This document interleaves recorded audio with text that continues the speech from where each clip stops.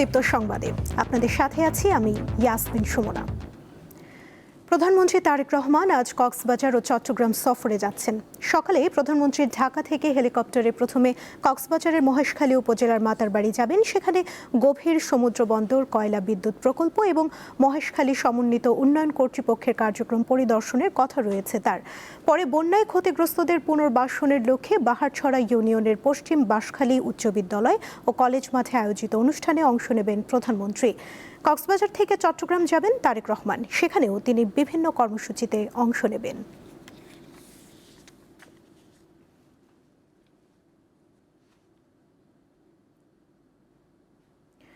প্রধানমন্ত্রী তারেক রহমান বলেছেন, রাজনীতিতে থাকা কিংবা রাজনৈতিকভাবে সচেতন হওয়া গণতান্ত্রিক রাষ্ট্রে অস্বাভাবিক নয়, কিন্তু রাজনৈতিক সম্পৃক্ততা যাতে পেশাগত দায়িত্ব পালনে বাধা না হয়ে দাঁড়ায় সে বিষয়ে চিকিৎসকদের সতর্ক থাকতে হবে।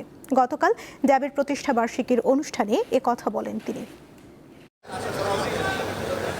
শনিবার জাতীয় সংসদের এলডি হল প্রাঙ্গণে চিকিৎসকদের সংগঠন ডক্টরস অ্যাসোসিয়েশন অব বাংলাদেশ ড্যাবের ৩৭তম প্রতিষ্ঠা বার্ষিকীর সমাবেশে বক্তব্য দেন প্রধানমন্ত্রী তারেক রহমান। তিনি বলেন, দেশের রাজনৈতিক সিদ্ধান্ত প্রায় সব ক্ষেত্রকেই প্রভাবিত করে, তাই চিকিৎসক সহ পেশাজীবীদের রাজনৈতিকভাবে সচেতন থাকা অযৌক্তিক নয়, তবে পেশার প্রতি দায়িত্বশীলতাই থাকতে হবে সবার আগে। একটি গণতান্ত্রিক রাষ্ট্রে যেহেতু রাজনৈতিক সিদ্ধান্ত প্রায় সকল কাজকেই প্রভাবিত করে, সেহেতু শিক্ষার্থী, শিক্ষক কিংবা পেশাজীবী সবাই যার যার মতাদর্শ অনুসারে রাজনৈতিকভাবে সুসংগঠিত থাকবেন, তবে রাজনৈতিক সম্পৃক্ততা যেন নিজেদের পেশাগত দায়িত্ব পালনে বিঘ্ন না ঘটায়। স্বাস্থ্য খাতের অবকাঠামোগত উন্নয়নের পাশাপাশি চিকিৎসকদের সেবার মানসিকতার ওপরও গুরুত্ব দেন প্রধানমন্ত্রী। উপজেলা স্বাস্থ্য কমপ্লেক্সকে শতশয্যায় উন্নীত করা এবং হেলথ কার্ড চালুর পরিকল্পনার কথা তুলে ধরে তিনি বলেন, শুধু অবকাঠামো তৈরি করলেই স্বাস্থ্য খাতে কাঙ্ক্ষিত সাফল্য আসবে না। বর্তমান সরকারের নীতি হচ্ছে prevention is better then cure. আমরা মনে করি, বর্তমান সরকার মনে করে, মানুষকে যদি শুরুতেই রোগের উৎপত্তির কারণ এবং প্রতিকার সম্পর্কে সচেতন করা যায়, তাহলে খুব সম্ভবত সহজেই অনেক রোগেরই নিরাময় করা সম্ভব। কিছু ক্ষেত্রে দায়িত্ব পালনের শিথিলতা বা অনিচ্ছাকৃত অবহেলা চিকিৎসা ব্যবস্থার প্রতি মানুষের আস্থায় নেতিবাচক প্রভাব ফেলে বলেও মন্তব্য করেন তিনি। এর আগে প্রধানমন্ত্রী ও তার সহধর্মিণী ডাক্তার জুবাইদা রহমান জাতীয় সংসদ ভবনের এলডি হল প্রাঙ্গণে নিম ও অর্জুনের গাছের চারা রোপণ করেন। পরে জাতীয় ও দলীয় পতাকা উত্তোলন এবং বেলুন ও পায়রা উড়িয়ে চিকিৎসক সমাবেশের উদ্বোধন করেন প্রধানমন্ত্রী। সাইফুর রহমান শিশির, দীপ্ত বার্তাকক্ষ। দক্ষিণ পশ্চিম বঙ্গোপসাগর ও তৎসংলগ্ন উত্তর ওড়িশা উপকূলে একটি লঘুচাপ সৃষ্টি হয়েছে।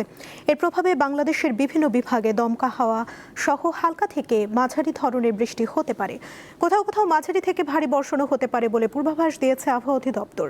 সন্ধ্যা ৬টার মধ্যে রংপুর, ময়মনসিংহ, খুলনা, চট্টগ্রাম ও সিলেট বিভাগের অনেক জায়গায় এবং রাজশাহী, ঢাকা ও বরিশাল বিভাগের কিছু জায়গায় দমকা হাওয়া সহ হালকা থেকে মাঝারি বৃষ্টি ও বজ্রসহ বৃষ্টি হতে পারে। সেই সঙ্গে দেশের কোথাও কোথাও মাঝারি ধরনের ভারী থেকে ভারী বর্ষণেরও পূর্বাভাস দিয়েছে আবহাওয়া অফিস। সারা দেশে দিনের তাপমাত্রা সামান্য কমতে পারে।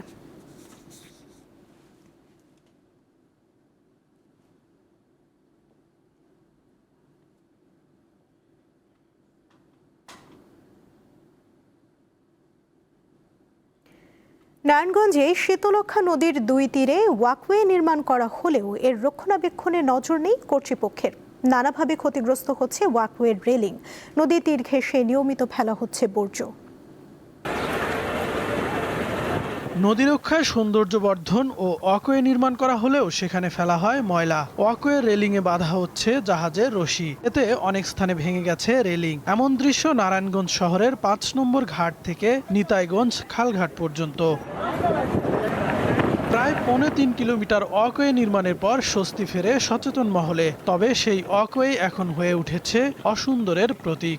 ময়লা গন্ধ মন্দ, কোনো পরিষ্কার পরিচ্ছন্নতা করে না, এগুলি রেলিং মেলিং ভাঙ্গা লইছে, সরকার কোনো কেয়ার করে না, খেয়াল করে না। রাস্তায় এত ময়লা ফেলাইছে যেগুলো আমরা সাধারণ মানুষরা হাইটে যেতে খুব কষ্ট হয়ে যেতেছে। রেলিংগুলো সব নষ্ট হয়ে গেছে বা ব্যাংচুর করেছে, রোডও কিন্তু ভাঙছে।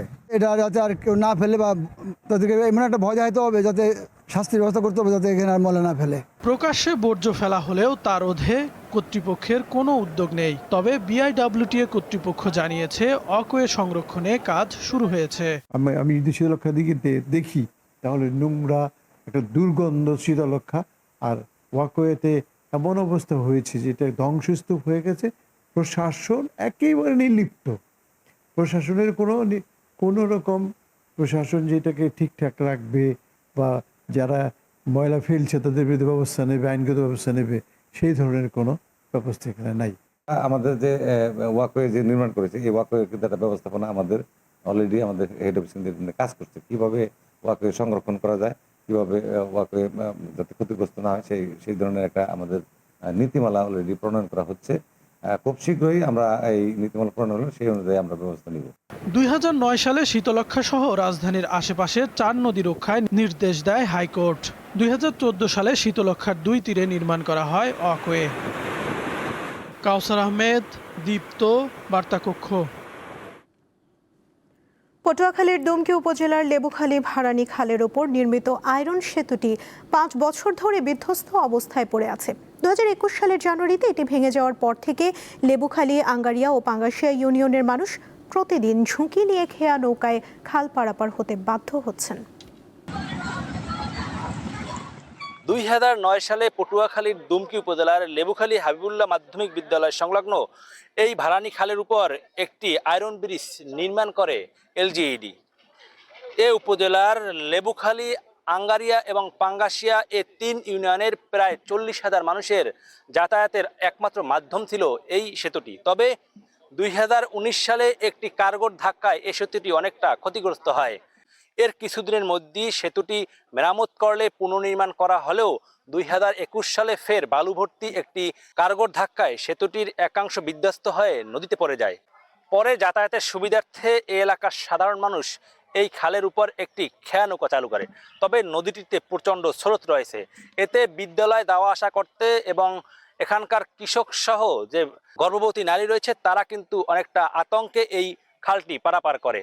স্কুলে মনে করেন সমস্যা, ছাত্রছাত্রী আসা যাওয়ার সমস্যা, মাঝে মাঝে খাওয়া বুড়িয়ে যায়, অনেক ছাত্রছাত্রী সাঁতার জানে না, শেষ পর্যন্ত ধরি উড়ান লাগে। আমাদের এই ব্রিজটার কারণে আমাদের ছোট যারা 1 বা 2 তে যে বাচ্চারা পড়ে, এই নদীতে অনেক স্রোত, যে কোনো সময় একটা দুর্ঘটনা ঘটতে যেতে পারে। আমাদের এই নদীতে অনেক স্রোত, খাল পাড়াইতে অনেক ভয় করে। আমাদের স্কুলে আসতে অনেক টাইম লেট হয়ে যায়, কিনা আমাদের 9টার ভিতরে আমরা আসি, ওই জায়গায় কিনা 10টাও বেজে যায়, অনেক খাওয়া পাওয়া যায় না।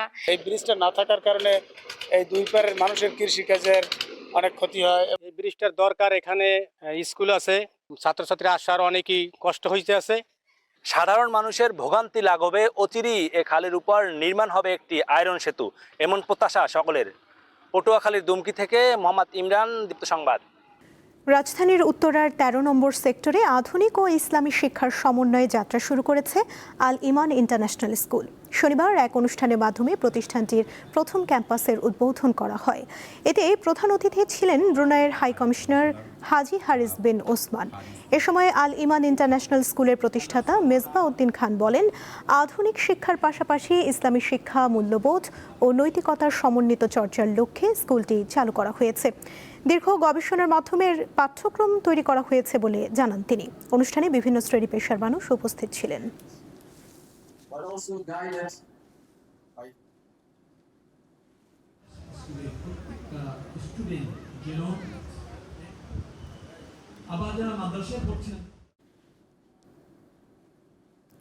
আন্তর্জাতিক প্রসঙ্গ। কানাডার পশ্চিমাঞ্চলীয় প্রদেশ ব্রিটিশ কলম্বিয়ায় দাবানলে পুড়ে গেছে 23,500 একর জায়গা। এই অবস্থায় সামারল্যান্ড ও পিচল্যান্ড এলাকা থেকে 20,000-এর বেশি বাসিন্দাকে নিরাপদে সরিয়ে নেওয়া হয়েছে। দাবানলের ভয়াবহতা বাড়ায় জারি করা হয়েছে জরুরি অবস্থা। প্রদেশটির সরকার প্রধান ডেভিড এবি জানিয়েছেন, স্থানীয় সময় শুক্রবার সন্ধ্যা থেকে দ্রুত ছড়িয়ে পড়ে দাবানলের লেলিহান শিখা। ঝোড়ো বাতাসের কারণে আগুন নিয়ন্ত্রণ কঠিন হয়ে পড়ে। ইরানের বিপক্ষে যুদ্ধে লক্ষ্য অর্জন সম্ভব নয়। জানিয়েছেন যুক্তরাষ্ট্রের জয়েন্ট চিফস অফ স্টাফ প্রধান জেনারেল ড্যান কেইন। এমন খবর দিয়েছে CNN। এই অবস্থায় সেফ এক্সিটের পথ খুঁজছে ওয়াশিংটন। এদিকে ইরানের বিপ্লবী গার্ড বাহিনী IRGC জানিয়েছে ওমানের সঙ্গে চুক্তি হলেও যুক্তরাষ্ট্র সব শর্ত মেনে না নিলে হরমুজ প্রণালী উন্মুক্ত করা হবে না। যুদ্ধ কূটনীতি কোনো কিছুতেই ইরানকে বাগে আনতে পারছে না যুক্তরাষ্ট্র। ওয়াশিংটনের হামলার জবাবে পাল্টা হামলা, হুঁশিয়ারির জবাবে পাল্টা হুঁশিয়ারি দিচ্ছে তেহরান। বিশ্বের জ্বালানি সরবরাহের গুরুত্বপূর্ণ নৌরুট হরমুজ প্রণালী খুলে দেয়া নিয়ে ওয়াশিংটন তেহরানের উত্তেজনা এখন তুঙ্গে। শিগগিরই হরমুজ প্রণালী খোলার ব্যাপারে চুক্তি না হলে ইরানে ফের হামলার হুমকি দিয়ে রেখেছেন যুক্তরাষ্ট্রের প্রেসিডেন্ট ডোনাল্ড ট্রাম্প। অন্যদিকে কোনো শক্তির কাছে মাথা নত না করার কথা জানিয়েছেন ইরানের প্রেসিডেন্ট মাসুদ পেজেশকিয়ান। এমনকি পাকিস্তানে স্বাক্ষরিত সমঝোতা স্মারক লঙ্ঘনের জন্য অভিযুক্ত করেছে তেহরান। শুধু তাই নয়, হরমুজ প্রণালীর নতুন রুট নিয়ে ওমানের সঙ্গে চুক্তি হলেও যুক্তরাষ্ট্র সব শর্ত মেনে না নিলে কিছুতেই এই নৌ রুটটি যুদ্ধের আগের অবস্থায় ফিরবে না বলে সাফ জানিয়ে দিয়েছে IRGC। এমন উত্তেজনার মধ্যে সামনে এলো চাঞ্চল্যকর তথ্য। খোদ যুক্তরাষ্ট্রের শীর্ষ জেনারেল ড্যান কেইন মনে করছেন ইরান যুদ্ধে শুধু বিমান হামলার মাধ্যমে প্রেসিডেন্ট ডোনাল্ড ট্রাম্পের লক্ষ্য অর্জন সম্ভব নয়, বরং সংঘাত আরও বাড়লে উল্টো যুক্তরাষ্ট্রের জন্যই ক্ষতিকর হতে পারে। তাই যুদ্ধ থেকে বের হওয়ার নিরাপদ পথ খুঁজছেন যুক্তরাষ্ট্রের এই শীর্ষ জেনারেল। সংশ্লিষ্ট 3 সূত্রের বরাতে এমন খবর প্রকাশ করেছে খোদ মার্কিন গণমাধ্যম CNN। এর আগে CNN-এর আরেক খবরে বলা হয় অস্ত্র সংকটে আপাতত ইরানে হামলা বন্ধ রেখেছে যুক্তরাষ্ট্র। এদিকে সৌদি আরব ও ইয়েমেনের হুতি বিদ্রোহীদের মধ্যে হামলা পাল্টা হামলা পশ্চিম এশিয়ার উত্তেজনাকে আরও তীব্র করে তুলেছে।